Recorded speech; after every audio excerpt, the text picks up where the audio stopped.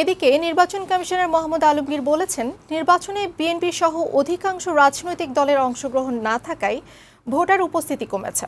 এছাড়া ভোটাররাও রাজনৈতিকভাবে বিভক্ত হয়ে যাওয়াই অন্যতম কারণ। রোববার রাজধানীর আগারগাঁওয়ে নির্বাচন ভবনের দ্বিতীয় ধাপে উপজেলা নির্বাচন সংক্রান্ত নানা বিষয় নিয়ে সাংবাদিকদের প্রশ্নের জবাবে তিনি কথা বলেন। তিনি বলেন, ভোট বর্জনের লিফলেট বিতরণ বিএনপির গণতান্ত্রিক অধিকার, তবে কোনো ভোটারকে কেউ ভোট দেওয়ায় বাধা দিতে পারবে না। বড় রাজনৈতিক দল এখানে নির্বাচনে অংশগ্রহণ করছে না, অতএব তাদের যে ভোটার, তাদের যে ভোট ব্যাংক, তারা তো ভোট দিতে আসছে না। তো স্বাভাবিকভাবে ভোটের যে পার্সেন্টেজ কম হয়েছে। গণতান্ত্রিক রাইট এটা, তারা বলতে পারেন লিফলেট বিলিয়ে যে নির্বাচনে ভোটে যাবেন না, সেটা তো নির্বাচন কমিশনের এই বিষয়ে কিছু বলার নাই। তবে হ্যাঁ, সেটা যেন সহিংসভাবে না বলে, জোর করে যেন কাউকে বাধা না দেয়, কারণ সেটা দেওয়ার অধিকার আবার নাই।